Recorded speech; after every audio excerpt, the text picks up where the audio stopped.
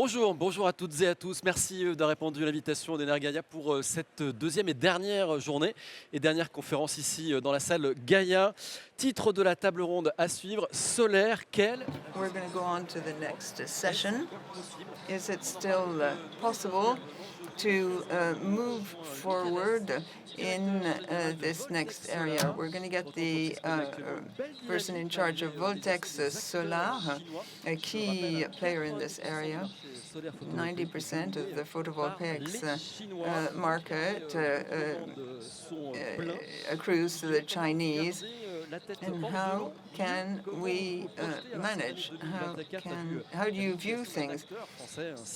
There was Systovi who closed in France last year, and we're going to call on you to ask what the future of the photovoltaics industry in France is. Gaëtan, MASSON, thank you. CEO of the BECQUEREL Institute, co-chairman of the European Solar Manufacturing Council. Come and sit here, please. We'll ask you how the European solar industry is faring. Can European players emerge on the old continent? We have another person who believes in it, Pierre-Emmanuel Martin, co-founder and CEO of Carbon Solar, makes solar panels and has a gigantic plant in Fos-sur-Mer. Welcome. You're going to talk about the various stages in your industrial policy, in particular the forthcoming commissioning of Carbon 1, which is an assembly line in the Giga plant, and to talk about the importance of strategic reindustrialization with a view to energy sovereignty in France and in Europe. We have Jérémy Simon, Deputy CEO, Syndicat des Énergies Renouvelables. We'll talk with you about the need for a regulatory framework, financing, and state support. There'll be three parts in this session. We'll take stock of the photovoltaics industry in Europe. Then we'll talk about the challenges to take up in the face of Chinese domination. What competitiveness can we hope for? And finally, talk about innovation. Is it the key which brings you all together at EnerGaïa? Thank you for having taken up our invitation. And of course, we'll invite you to give us your reactions and to ask questions to our guests. We'll start with Luc. I'd like to put this question to you. How are you? How are things doing in your company? Thank you very much. Thank you for giving me the floor on behalf of Voltex Solar. Leidenschaft is a German word which refers to passion. It comes from the word leiden, that's a verb that means to suffer, and it literally signifies, it means what makes us suffer. I have two passions to share with you this afternoon. One in the solar industry, and the other French song industry. I sang a lot last night. That's why I have a rather grating voice this afternoon. The solar industry suffered over the last 12 months because there were more than 2,000 jobs that were done away with in Europe, including Systovi in France. And it was a real blow because there was a lot of overcapacity. How am I faring? Apart from my voice, just fine. And for Voltex Solar, Voltec is faring better because we have managed to emerge, to go through this period. There was a depreciation of our stocks, and we also reinvested. Over capacity hid the technological side. We shifted in the world. Prices were dropping, yet we had to make the choice to reinvest, to reorganize our production lines. Our manufacturing line was turned into a TOPCon last summer, and thanks to this product, which performs better, the conversion rate is better, that enabled us to take in many more orders. We now have a 24-hour, we have 3 shifts per day, and we are working to full capacity since September. And what about new machines? The idea, indeed, is to continue this adventure and, as best we can, to excel in industrial performance. We want also to adapt to market demand and the demand, residential demand, which is quite specific, and also the tertiary market, in addition to the market for schools, hospitals, and so on. That's very optimistic. Mr. Masson, you have been observing photovoltaics in France and in Europe. What is the situation of Voltaic misleading? What about the photovoltaics industry in France and in Europe? How's it doing? I like this idea of passion, not so much the idea of suffering, but it's a mixture of passion and suffering. Voltaics is an excellent example. There are other companies in Europe in the same area which are faring quite well, and we don't talk enough about them. That's the general message. We talked a lot about Meyer Burger.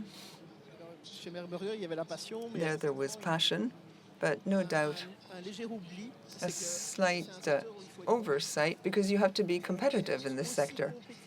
You have to be competing with the Chinese with these low prices is almost impossible, and the Chinese are losing money hand over fist. But you have to be as competitive as possible, given local players. And Voltaics is an excellent example of just that. In the years to come, I think we'll have to bear in mind the fact we need to be realistic. I'll talk later about the European regulations, which will be developed in 25 and 26 in order to foster local production. We mustn't double or triple the cost of panels. The energy transition has to be based on the fact we need to remain as competitive as possible. We have to aim at selling with a difference of 15, 20, 25% only. The most imaginative companies will survive, the ones that have captured the biggest slice of the market. And in the future, well, of course, current players who aren't competitive will probably become so owing to this new European regulation. The challenge in the future will be to go beyond just that. There are some points which will be extremely interesting. For years, a number of people said to us in Europe, it's totally impossible to manufacture in Europe. We're not equipped for that. We don't have the equipment and this, that, and the other. And what do we witness today? And we can see that the Chinese want to come and manufacture in Europe. It's the example of NZIA, China in Spain. There are projects in Poland and elsewhere. It's quite amazing, because that destroys the main argument of people who are opposed to manufacturing in Europe, saying it's too expensive, it won't work. And it will reflect what happened in the automotive industry when Toyota set up shop in the north. It will train engineers, technicians, who can then work for European companies and disseminate their know-how. And that kills argument number one, according to which we shouldn't manufacture in Europe, because Chinese are manufacturing for us. Is that good news? Pierre-Emmanuel Martin from Carbon, I'd like to ask you how Carbon is doing. Does everything seem to be hunky-dory? Well, good afternoon. There are a lot of things which have been said. I like what Gaëtan just said. It's true that the Chinese are now coming to Europe to do what has been mentioned. That means that Europe remains attractive. It's a very dynamic market. The market will be protected as of 2030 to the tune of at least 30%. And that's the starting point. There are no plants for specific products that are quite simple to make. And there, one must say, and we can pay tribute to the Chinese who made solar competitive. Then we have the ecosystem and the machines and so on and so forth. They found a way to be competitive. And it's up to Europe to add something more to this. We have the general framework, legal framework for the European Union. Rights are fully respected. People are shocked to see what has happened in Syria, to see these pits with dead bodies, and people realize it's just 1,500 kilometers from France. Europe, of course, will be protecting its market. If there's a market, obviously in the future there will be plans. And just to react to what was said, a lot is being done in France already. We were some of the first to do what we do. Of course, we have the other very historic examples of people who have succeeded, but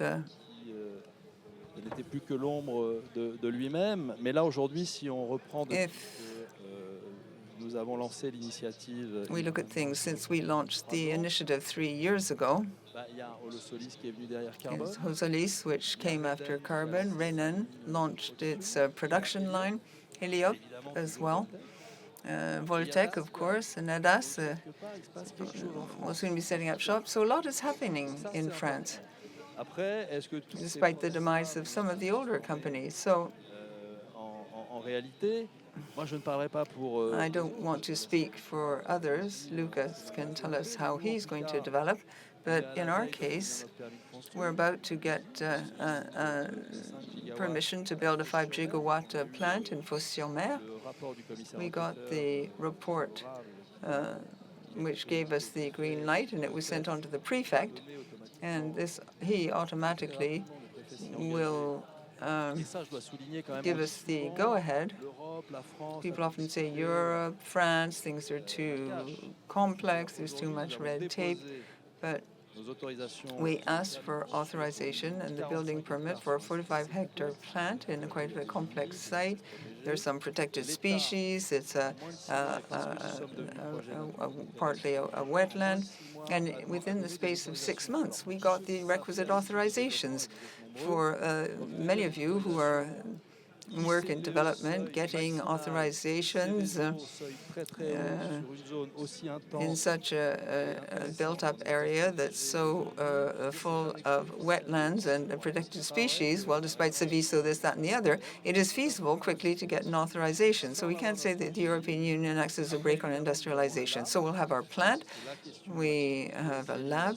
Innovation is key, of course. Chinese didn't invent solar energy. They drew inspiration from others.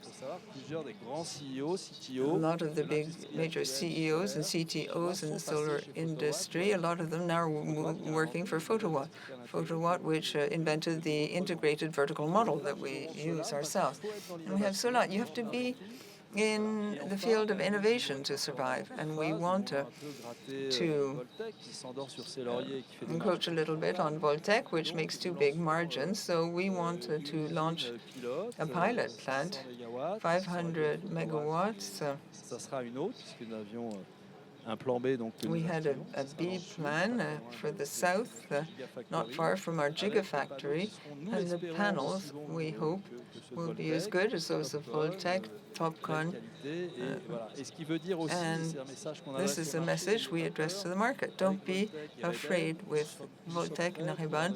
We're prepared to have quickly develop a Giga 5. Jérémy Simon. Première réaction. We've heard these first reactions, so things are definitely possible in France. We can reactivate this industrialization in photovoltaics, but what kind of industrialization are we aiming at? Thank you for your invitation. As I'm taking the floor for the first time, I'd like to refer to some of the things the preceding speaker said. Voltec is doing well. You have to go beyond the module, and something is happening. And I believe that that does indeed shed light on the situation in terms of what we need to do for the future when we talk about reindustrialization in Europe and in France. It's not only possible, I believe, at least from our stance, that it's absolutely necessary. We have to reindustrialize in order to achieve energy sovereignty, reduce dependence on certain energies and industries which create value. Renewable energies, and in particular solar energy, for a couple of months and a couple of years now, finds it difficult to create its rightful place. It makes people nervous, it bothers certain people. For some legitimate reasons linked to biodiversity or the stabilization of an electric grid, which is fairly old in France, well, people call into question the need to develop solar and photovoltaic energy. And we need to prove that renewable energy and photovoltaic solar are essential. It's up to us to prove that this is an industrial line of activity that can create value, it can create jobs, bring in tax, and create plants. That's why CER strongly supports, that's one of its raisons d'être, it supports the need to reindustrialize, to enable the European solar industry to be born again, to recover. And there are a number of prerequisites that need to be met. First of all, you need to have a deep market. You need to have development goals to give long-term visibility to investors, to enterprises, to the public, and the players in this area, and in industrialists. So this is work we're all doing together. We want to have ambitious objectives in our next energy plan, objectives in terms of gigawatts for 2030, 2035. So I'm talking about a deep market. If you don't have a deep market, you can't have a lot of industry. And another point, which we may address later on, another point is that we need to have a mechanism for identifying and improving the ability to make components locally in France. Local content, the made in France or made in Europe content. We need to help the players to attain these goals in a sequential manner so that the market doesn't suffer from an overload, so we can continue to produce and satisfy demand. We need to organize these priority areas in order to give players like Voltec and others, the forthcoming gigafactories and so on, to give them a real outlet on the market. Okay. Now, there are a number of challenges to take up. We'll talk together about competitiveness and reindustrialization. How can we take up all these challenges given the domination of the Chinese? They are a step ahead of us. How can we achieve this, therefore? Let's start at the beginning. I think that what was just said is quite right. We need to have a fairly deep market, not only in France, but within the European Union. And in that respect, one can see that in a certain number of countries, there's a trend towards a slowing down on the market. People mainly say that not enough industrial jobs are being created. For years, people opposed the energy transition, and now these people are starting to say, well, we mustn't continue to demolish the current energy systems because we'll destroy the existing jobs in the sector, that is in gas, coal, nuclear, and so on.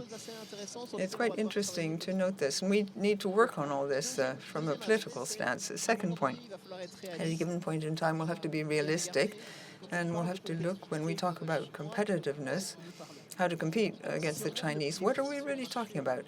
Look at the prices on the market today. Prices are not representative of production costs. People say, well, prices probably won't go up in the future. We'll sell 8, 9, 10 euros per watt. If you look at the P&L of Chinese companies, you can see that quite a lot of them have racked up huge losses. So we need to recalculate a reasonable sales price in Europe.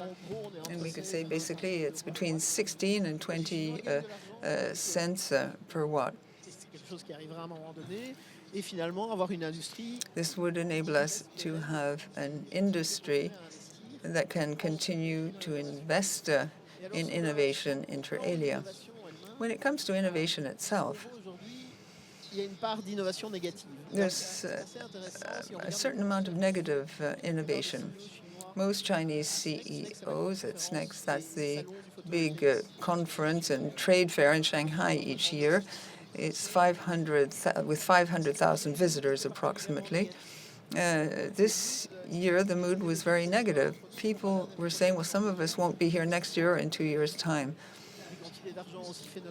When we're losing so much money, about $1 billion in one instance, and these people are saying, we're in an unbearable situation. And what are they currently saying? They're saying, well, we're trying to save on the modules, on the cells, and all the other components of the value chain. So we're not sure that we can guarantee the kind of lifespan we had promised. And it's the CEOs of Chinese companies that are saying that. They're trying to achieve short-term survival. So the glass is less thin, the covering is not as good, the wafers have changed thickness. And so the Chinese are currently wondering whether the modules placed on the market, that's why I'm talking about negative innovation, will last for 20 years. And I would be extremely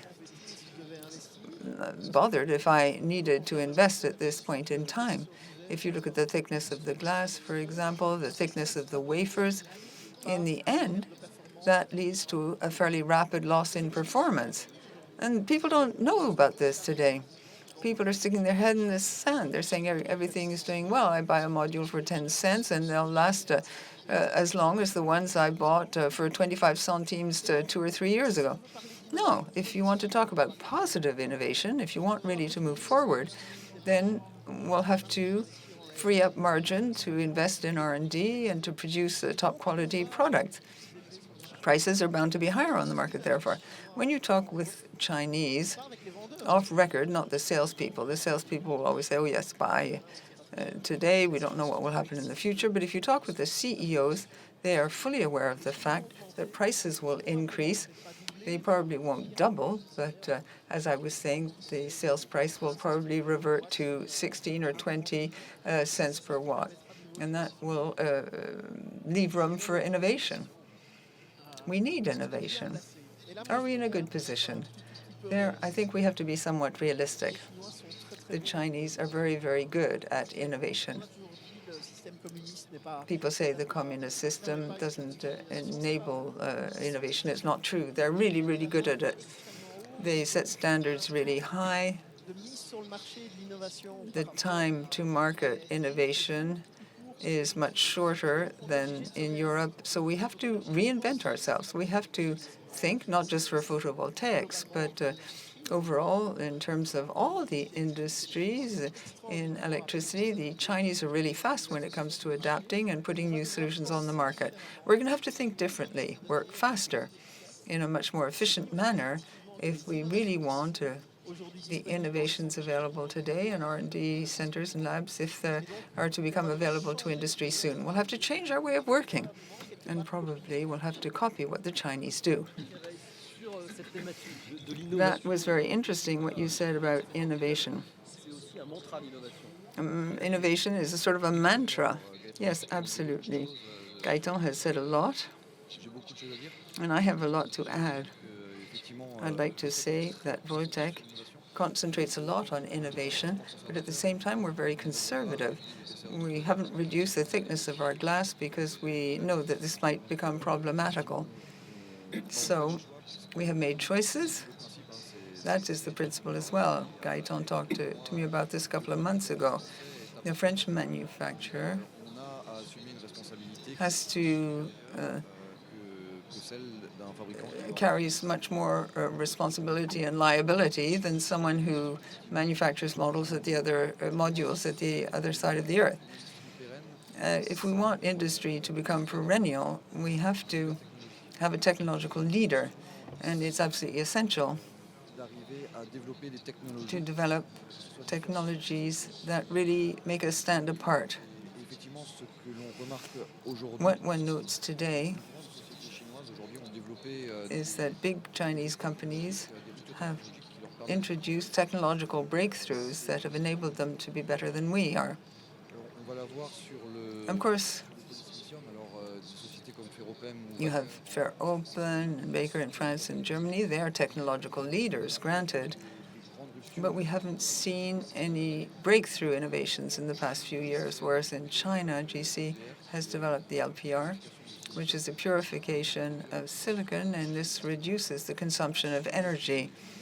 As to ingots, it's very interesting. You probably know that silicon has a tetrahedric structure, and an ingot is the purest product made by man. The silicon ingot is the purest thing that man has managed to make. So it's very special.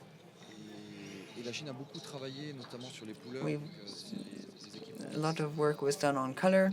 This is equipment used to crystallize the melted silicon. We can test the quality of the ingot. We can test the cell and see what loss there is linked to the crystallographic structure. And if you look at the new cell technologies, why is TOPCon so good? It's because the ingot has no defects. These ingots are virtually perfect now. And it will be very, very complicated in terms of quality to beat China, because they have already practically perfected these silicon crystals. What China doesn't yet know how to do, if we're talking about silicon or ingots, they're not very good with circularity. What about the recycling aspect of things? And that's the kind of thing that should interest the Europeans. We have companies like Rosy in France that are trying to develop technologies to use recycled silicon and put it back on the market. The wafers, China is streets ahead when it comes to certain thicknesses. As to the cells per se, there is still room, it appears, for other technological leaders, but the TOPCon is not yet the best technology for the cell. There's low contact, there's a number of issues. So we need technologies which there's still room to develop technological leaders in Europe. If you look at the results of the Innovation Fund, which is the European entity that helps to finance innovation, the two winning projects concern low contact and heterojunction. There's another thing I'd like to say about the European Commission when it comes to financing innovation. They basically look for breakthrough innovation.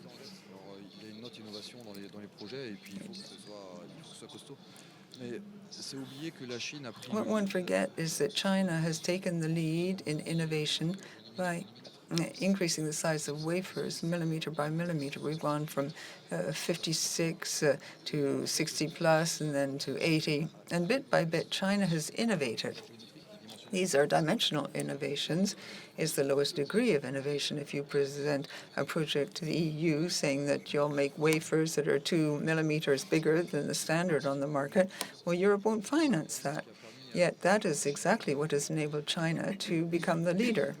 So we have a vision of innovation which needs to be revisited. Sometimes you have to remain close to the ground and do things that are simple, but above all, things that really work and things that the market really want. Pierre-Emmanuel Martin, thank you very much. There is room for an innovative leader in Europe. For you, you want to be this leader, perhaps, but technological innovation is not easy to achieve. Are we talking about a European leader in the short, medium, or long term when it comes to innovation? Go ahead. Yes, well, being the leader, being the best is what really animates us. And I think then we must hide ourselves from the fact that we had to be able to play with champions, and we're fighting against champions. So we have to realize that here in Europe, as I said, the market has to be structured. We have to be able to transfer competence and know-how, which in Europe existed 15 years ago, but which is no longer the case. So if we talk about innovation, we have to remember that our labs, our research labs, are working for China very often, but at the end, they're coming to the end of their activity, means that this leadership question has to be throughout the division. And as I say quite simply here, when we launched Airbus in Europe, we said, what's the problem? And we thought, well, okay, we didn't go out and say we would fight Boeing. Boeing was absolutely dominant. And so in Europe, we proposed a way, a possibility of deploying a company which really reduced the constraining dominance of Boeing. So we have to move away from a domination which is true, constraining the same way the Americans are leaders elsewhere as well. There may be technological leaders in India as well, because they've decided to defend their interests. And we have to move away from a strong form of constraint, whereby there's only one source or one country, for an object which is necessarily the basic bricks of our future, and possibly for millennia to come. So this is the first point. And then if we look at Airbus, Airbus was formed several specialized small companies, Rolls-Royce, Messerschmitt, and others at the time, and they managed to work together and reconstruct themselves, and they are the leaders today in terms of aeronautical, the aeronautical industry. So the history hasn't yet been written. Today, we're going to have to remain modest, and this is why when I totally agree with what people who said, focus on breaking innovation rather than trying to break the market. There is absolutely no fatalism about this. There's no reason why we should be more expensive than the Chinese tomorrow when we've re-equipped, when we have installed industrial installations. If the market's too low, they can't repay, companies can't repay what they owe in terms of investment. The cost of work is very low on the production level. And we see the operators in the chain, they're highly qualified. So we have to re-equip ourselves. We have to do work. Many of our laboratories work for the Chinese, and there's a lot that's still to be done. I like this idea of, we've been taking the blows in the past, and through the Chinese were increasing in quantity, flooding the market. The regulator was saying, okay, you've got 10 months to recover. We'll remember that period, and the contracts at the Chamber of Commerce of Shanghai will remember that period. And these are innovations which we will be able to discuss on the basis of a trade referential. And so, yes, there was the tandem. There's a lot to invent. There's a lot more to do. And tomorrow, perhaps beyond what Gaëtan was saying, now it's a comprehensive system. There's a question of batteries, there's of undulators, of inductors. Steve Jobs used to tell his engineers, they would say, okay, your thing's good, but we can do better. And he would always say, what's the customer experience? And so let's have a look at this too, because I think that for the developers, for the operators and installers who have difficulties and will have problems tomorrow, we always try and find ways to simplify things. We know why things are complicated. And I think the customer experience, if there's a Michelin or Renault equivalent in the solar industry, perhaps we could have find ways of simplifying things on condition to use French solar panels. So, Jeremy, innovation is multiple. There's eco-design, for example, the recyclability aspect. So what would you like to add to this? I think in this area in France, they were lucky enough in having research labs, which are really reference figures, PVS and WINES. These are laboratories that work on innovation. And it would be a shame not to capitalize on this. This is the first point.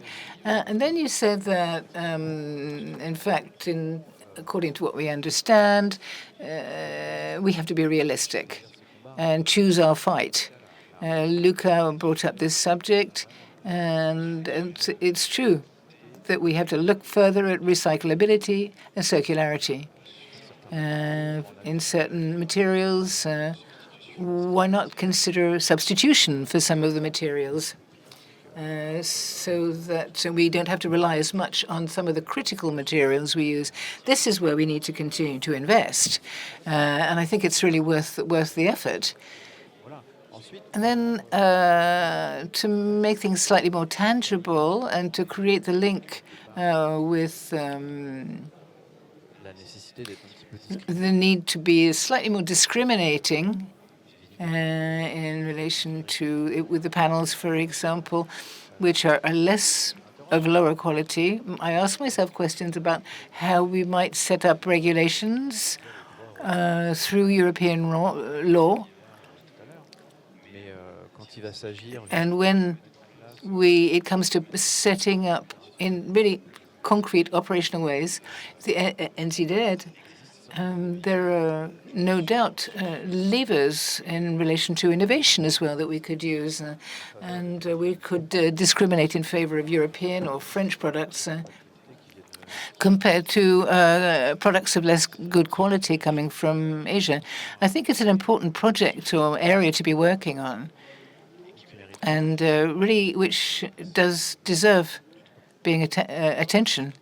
So if we talk about the various initiatives, European and French initiatives, and then we'll be inviting you to come in with and discuss with our speakers. Luca Weiss, we would talk about NZIA, we talked about the Solar Pact. And so I'll ask each of you the same question, in fact, but what's your take on it? Yes, we saw the publication and the setting of NZIA at European level. Behind this rather barbarian acronym talks about resilience criteria.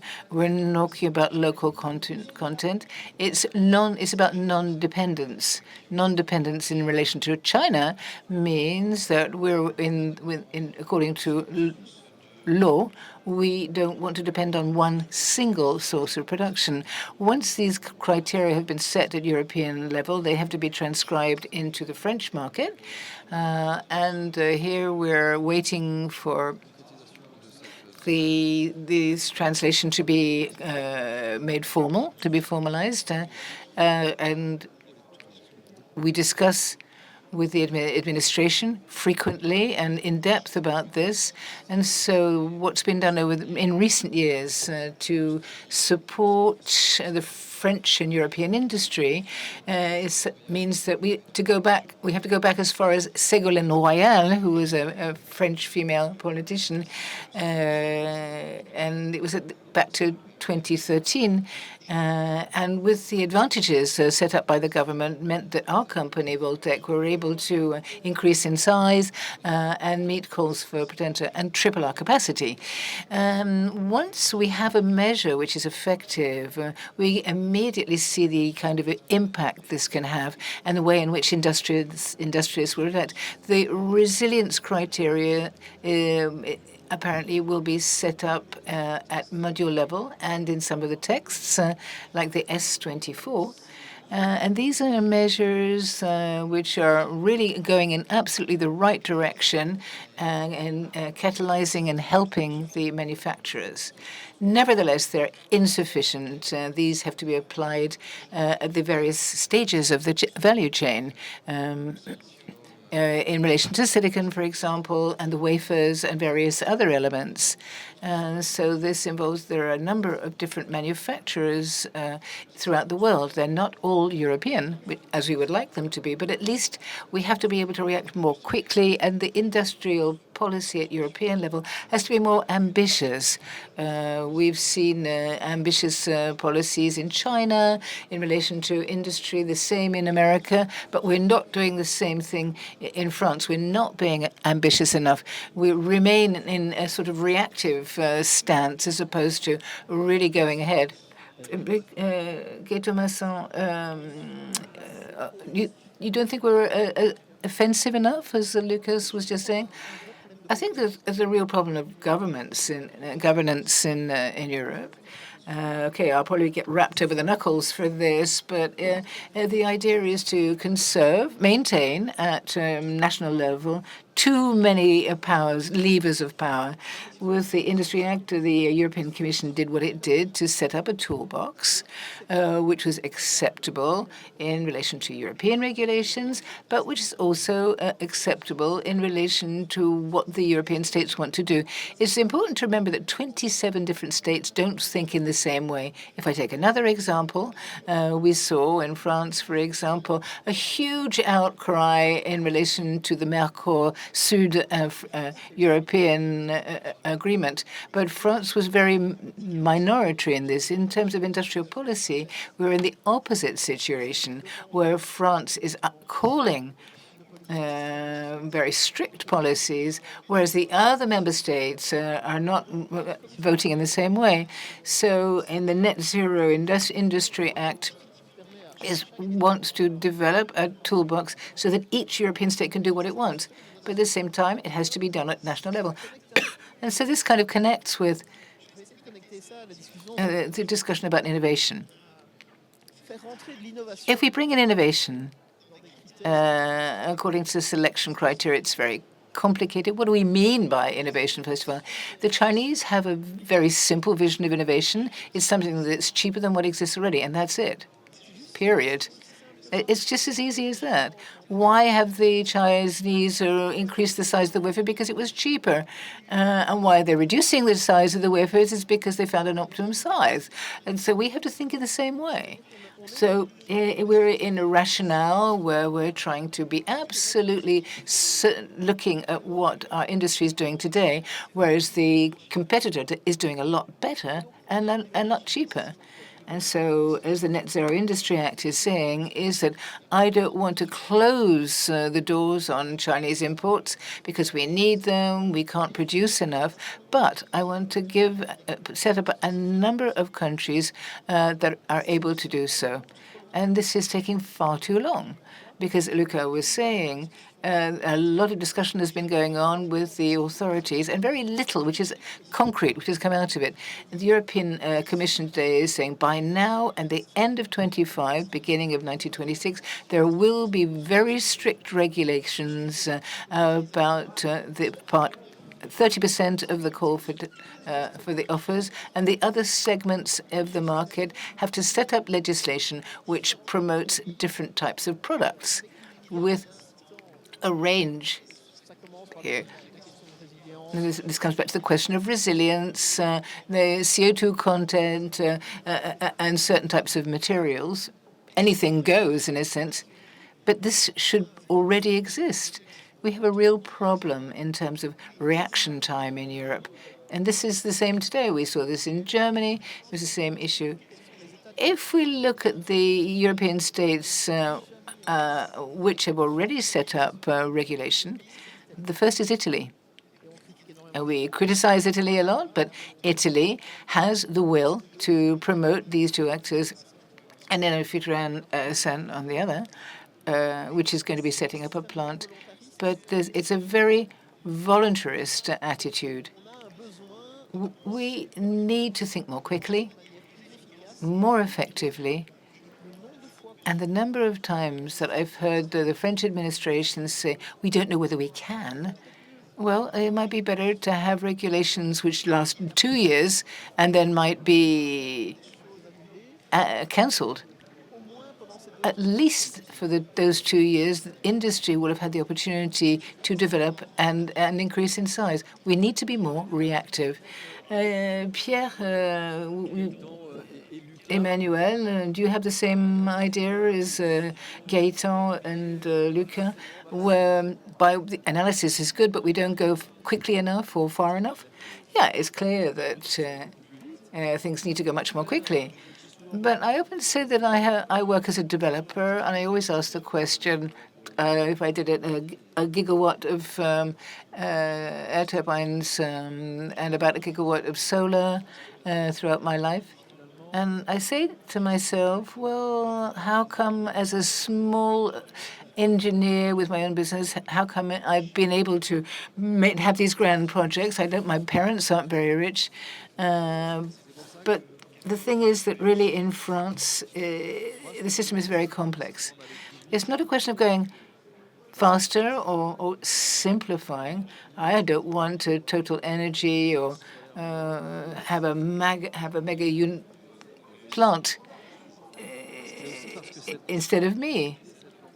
I think it's because of the way that we have this complexity and this slowness that we're able to gradually set things up, but there has to be a certain constancy.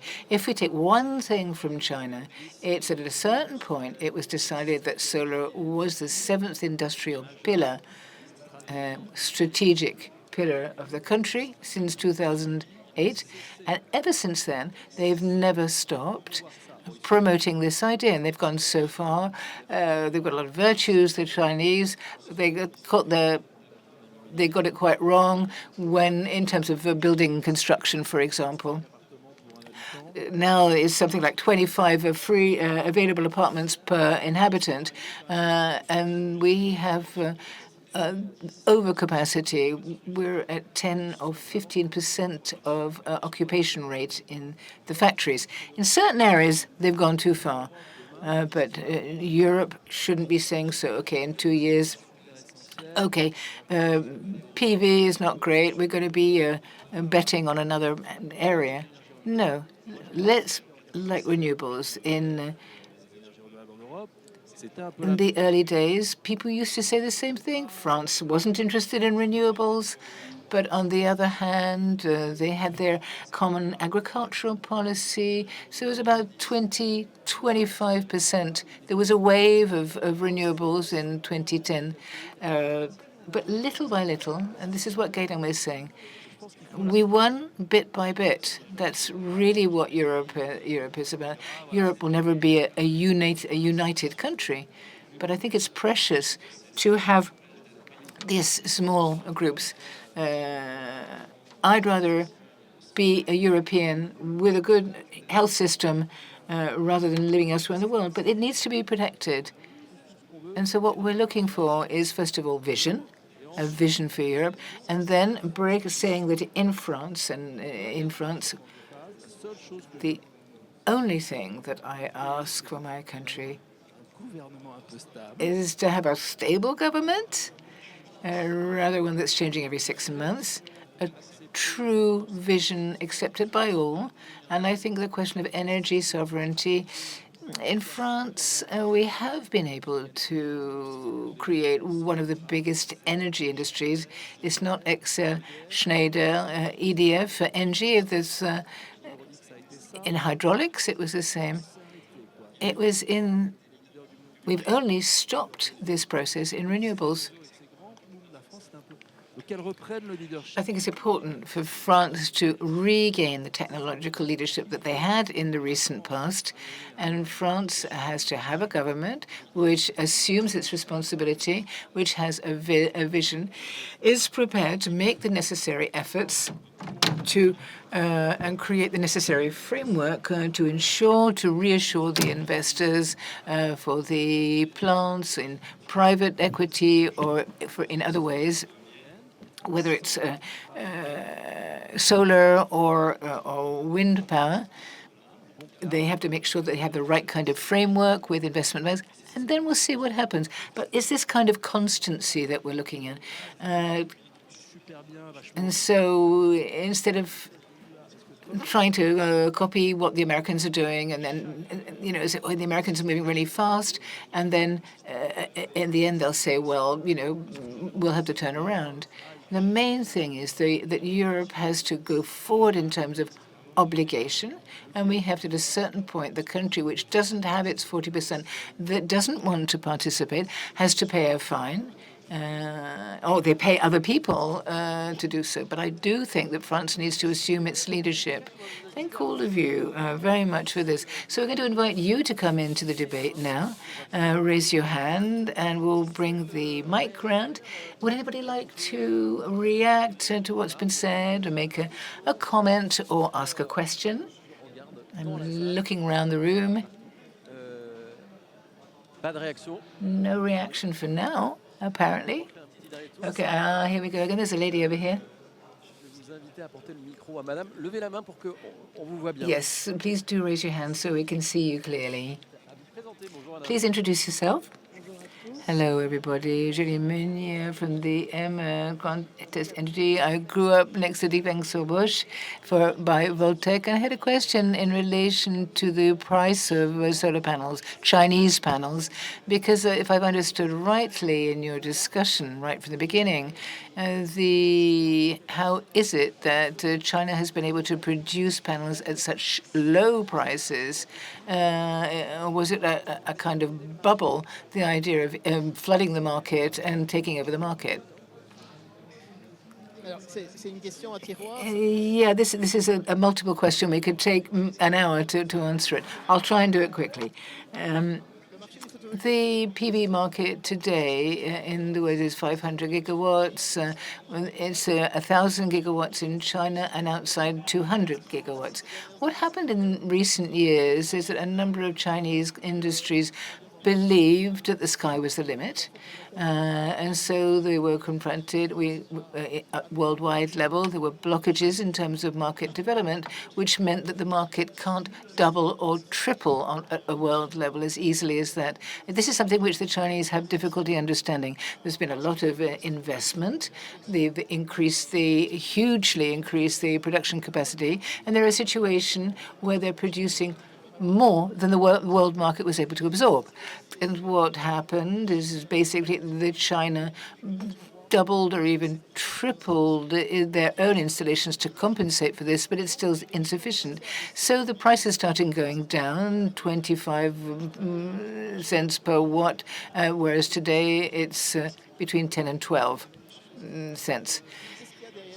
So behind this price, there are these extraordinary balances between supply and demand.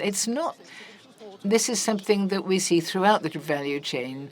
There's too much glass, there's too much aluminium, there's too many machines, production machines. If you ask, the Chinese will charge you minus 50% to set up a machine production chain at the moment. It's not just in PV, but it's a situation of massive overcapacity, which we're seeing. And this leads to extraordinary opportunities.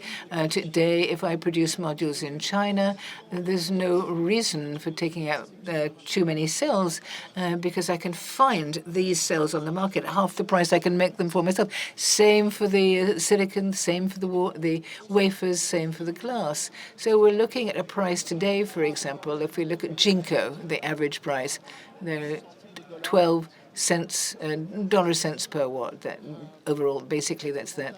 To be profitable, they would have to something like sell at a price of 15 or 60. This is not what they're doing because they're actually losing money at the moment. So with these 12 centimes, because it's important to be able to get the right kind of balance in the market, they can buy glass or silicon at a lower price than the market. So I'm going to try and answer your question itself in 30 seconds. It's more about a lack of realism in terms of the market conditions, and companies also need to survive. And this can only be resolved in two ways: by the disappearance of a number of the actors, or by an increase, and this is not something we'll be doing in terms of the world price. But we mustn't go too far in imagining the hegemonic tentatives. It's more to do with the capitalism in China, which has a misunderstanding of the market outside China. Yeah, what you're saying, Gaëtan, which I'm what I'm interested in is the whole idea of kind of selling things off massively over the last few years. When you've got stock, you don't know what to do with it, just sell it off. This is a phenomenon that we're seeing. And all the industrial sites in building, for example, when they reach a low phase, they sell at marginal prices. Or they sell the operations to avoid laying people off. They might sell working hours, for example, and we catch up in the prices that we set. So this is a question that we're seeing today. Some people think that this is a planned process, and it's clear that there was too much grant aid for new industries to increase their production capacity, but with no anticipation, really, or thinking about the market. In America, the market closed. India is completely closed to China, and the internal machine of China, because of the crisis in the building industry, for example, the subprimes and real estate, means that the economic machine in China is slowing down. And so we find ourselves with 3 times too many more plants, supply chains, etc. Thank you very much for your question.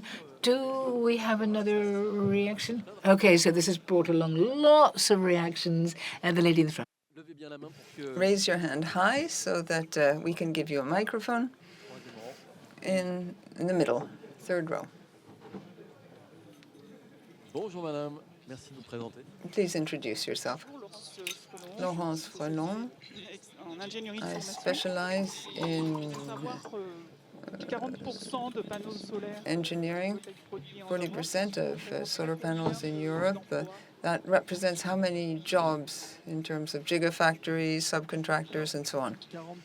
40%. If you look at the 100 gigawatt market, 40 gigawatts, that's 3,000 direct jobs and 9,000 indirect jobs. So you can multiply the figures by 8. That's 25,000 direct jobs and 100,000, 70 to 100,000 indirect. Thank you. I think there's another question in the second row. Could you hand over the mic? Virginie. I work in a citizen cooperative. I have 2 questions. I don't see any political representatives at the table here. You didn't invite them, or they didn't want to come? We didn't invite them. Okay. At the same time, it would have perhaps been complicated for them to be here today. No, it was done on purpose. Second question for Voltec. Mystery. How does one survive on a market when you're 30% more expensive? As a citizen cooperative, we use Voltec material, and that leads to major difficulties when it comes to the financial setup. We don't know whether we'll be able to continue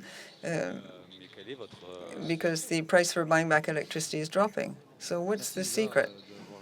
Well, thank you for having chosen Voltec. For many years now, we have benefited from general support on the part of citizens cooperatives who make this choice of buying local. I believe that the main secret lies in industrial excellency and excellence, and in the ability to innovate and anticipate on technological changes in order to come out with products with the greatest possible performance. It's true that Voltec has made the choice of defending a European ecosystem. We use machines in Europe. We try to develop European components, particularly on the green side of things, because we've noted that other suppliers don't meet our quality standards. We hope that we will be able, in the future, to continue in this vein. There's another noteworthy point. The production cost of panels is dropping. And when you consider the whole facility, the panels account for only 5% in a house or less in a tertiary location. So the panels are only a tiny percentage of the overall cost. So we don't work much anymore with ground-based facilities because the equation didn't sort of work out. So we keep the economic figures in mind and try to find business plans which enable us to continue selling panels. It will depend largely on what you have all around the facility. It's much easier to set up a unit when it's more in the south than located in the north. Of course, each area has its own constraints in terms of the orientation of the panels and the facility.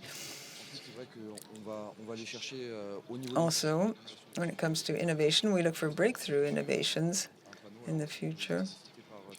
As mentioned by Pierre-Emmanuel, we hope we'll have tandem technologies. These are projects which are dear to our heart. The idea is to have panels where there's an additional 20% efficiency. The surface power will be greatly enhanced because the cost of a facility today concerns what is around the facility, and so the panel is not the most costly component if you add together all the others. Do you have any other questions? If not, yes, we do have one question. Hello. Amélie Sicard. I used to be in charge of purchasing with Systovi, so I'm familiar with this topic. I have a question for carbon and voltaic. The MACF doesn't have an impact on Chinese panels. Will it have an impact on carbon, voltaic, and others? Yes, of course, it has an impact. Just in a nutshell, the MACF is a carbon tax for a couple of products, 5, glass, aluminium, I can't remember which other one, steel. And when you buy glass in Malaysia, which is a big supplier, the price when it comes to France doubles.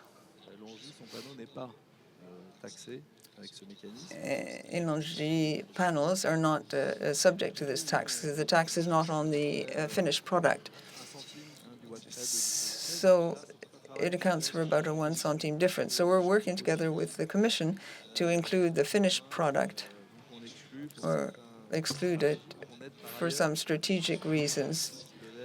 It depends whether the tempered glass is for solar purposes or not. But there are all sorts of things where there are many constraints. We help on the one hand and then the tax on the other. And our competitors aren't overly impacted. Perhaps we're getting the wrong targets sometimes. Okay, you're familiar with this very strange situation as it pertains to glass in particular. To round off Pierre-Emmanuel's answer, I'd like to say that resilience as a criterion is an opportunity as well, and we need to focus on it.